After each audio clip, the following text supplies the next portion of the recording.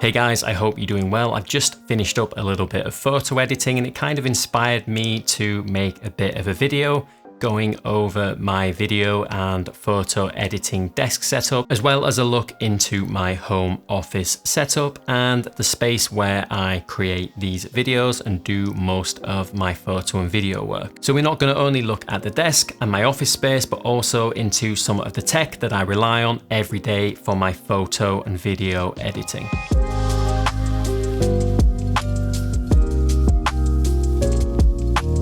So let's get started, and at the center of it all is this Flexi Spot standing desk. Now I bought this desk with the intention of editing standing up, and although I do use it for that and it's very useful for that, I've also found it really handy when it comes to filming things. Being able to raise and lower the desk in and out of the frame is super useful. It's also nice to really be able to dial in the height of your desk from an ergonomic and comfort point of view also. FlexiSpot was one of the more reasonable priced offerings on Amazon in terms of standing desk, and I have no complaints. It was easy to use, easy to assemble, and it also has built-in safety features too. I didn't go with any of the Flexi Spot included desktops though. I got this Alaskan grey tabletop, custom made by a company in the UK, and I am really happy with it. When planning this office space, I really wanted to be able to have quick access to anything that I might need and have it all within arm's reach of this desk. So for example, I have this IKEA cabinet where I keep my cameras and lenses, so I can just spin my chair around and access my gear easily.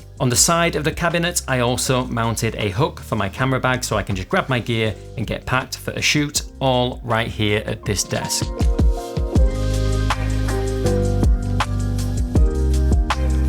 And above the cabinet on some floating shelves, I have some point and shoot film cameras, a Bluetooth speaker, my guitar, and even a small guitar amplifier.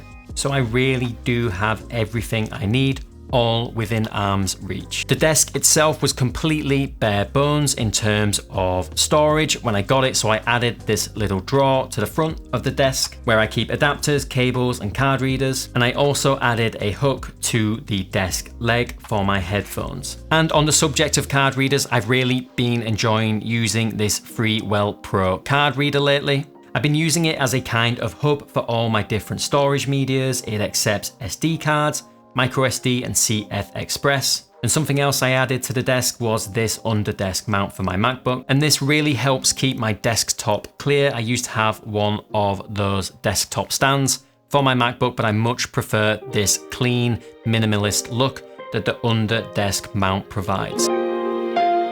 Now, one of the best home office purchases that I have ever made by far is this chair, the Herman Miller Mirror 2 ergonomic office chair. This chair is just the most adjustable and ergonomic chair that I have ever owned, whilst also being incredibly comfortable. After a lifetime of cheap office chairs from retailers like Argos in the UK or Amazon, this was my first experience with an expensive office chair, and I was skeptical it would live up to the hype in terms of comfort considering the huge price tag on these chairs. But there's no hype here, and this is definitely a buy for life purchase. To put it simply, it's just the most comfortable chair I've ever owned by far, and it's reduced my neck pain and back pain for me on long editing, recording, or gaming sessions. And I got this Mirror 2 chair with the mesh back configuration, so it really adds to the comfort levels too. Now I think this chair retails new for over £1,000, but I got mine on eBay. It was from an office that was closing down, and they had a bunch of these chairs for sale in practically brand new condition. They were really looked after, and I got it for way under half price. So if you're interested in a chair like this, definitely go down the refurbished or the pre-owned route, because you're going to save a ton and get a fantastic chair for your money. And what's more, when I got mine, my wife loved it so much that she wanted one as well. So we've now ended up with 2 of these Mirror 2 chairs. It really is just that good.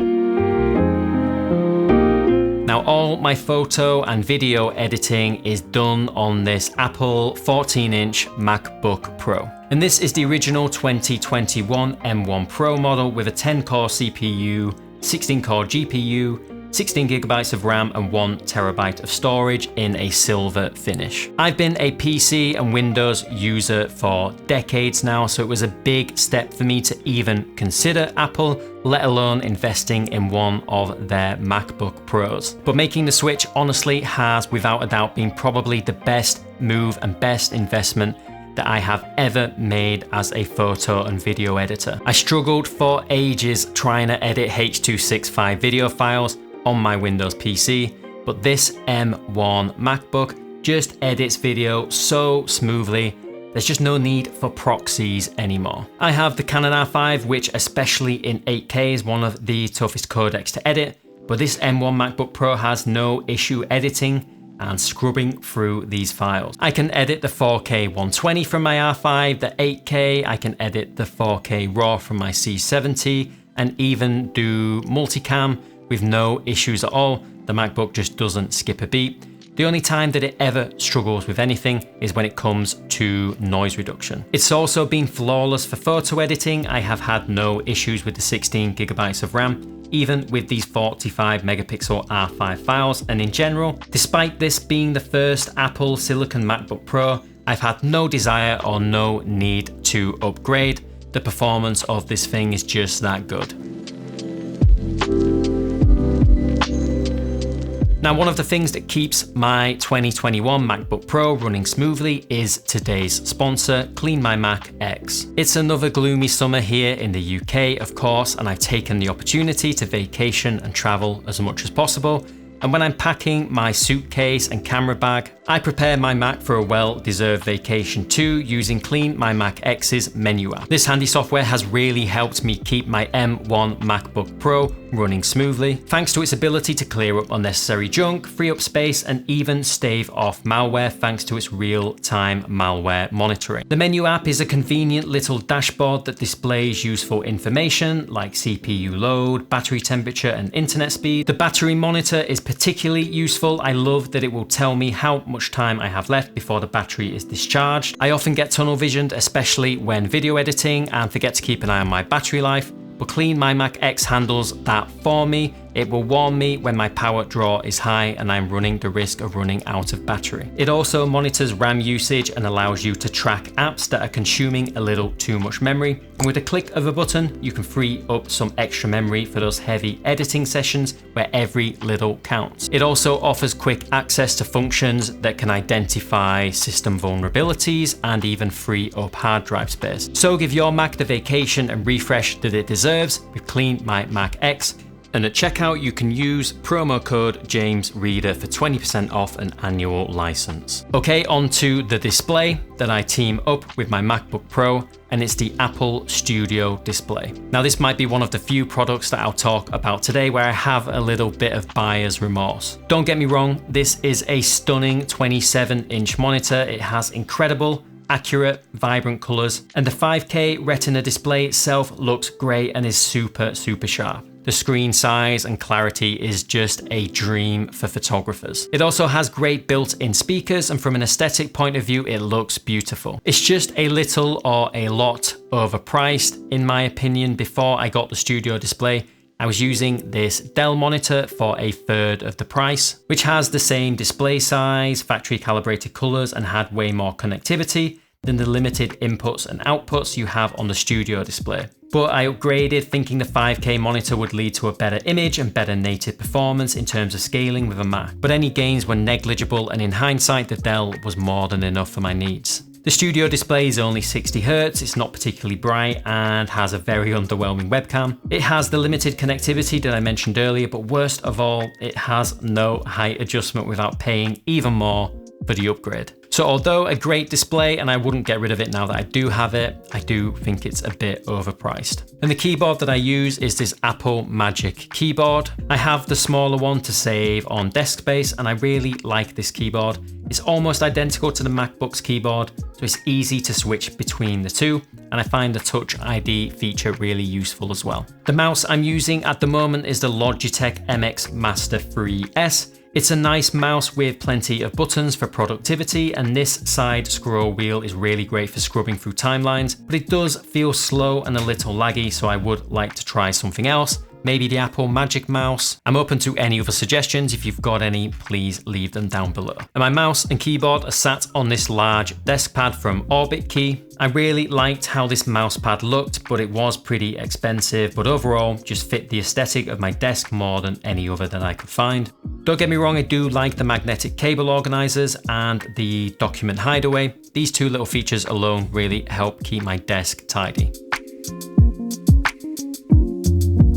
Long before I was ever a photographer, I was a musician, and I've never really liked the audio quality that you get from Bluetooth headphones, so I always stick to wired headphones. And I've been using some form of the Beyerdynamic DT770 headphones for over a decade now. And my ears are kind of tuned to how things sound through these now, but in the last few years, I've been using these DT700 Pro X, which have a little nicer sound, but are a lot more comfortable than the original 770s, and they also have a detachable cable. Really though, my advice with headphones, if you do any kind of video and mix audio, is to pick a good pair of reliable wired headphones and stick with them. Spend some time with them, learn their sound signature, and you'll have a much easier time in the long run when it comes to mixing.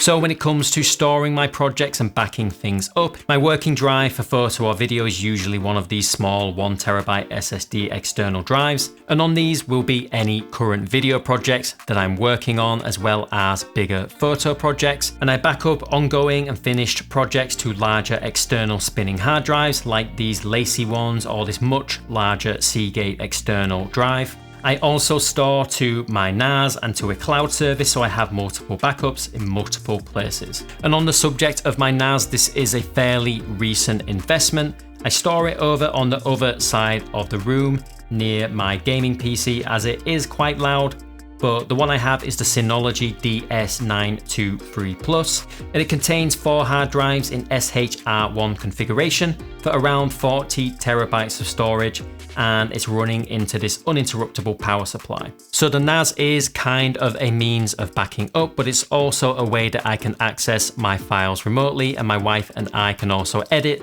straight off the NAS. Okay, so that's pretty much it. That's the rundown of my desk and office setup in 2024. If you think I've missed anything or you have any questions, leave them in the comments down below and I'll be happy to get back to you. And I also want to know what has been your best home office purchase in the last year.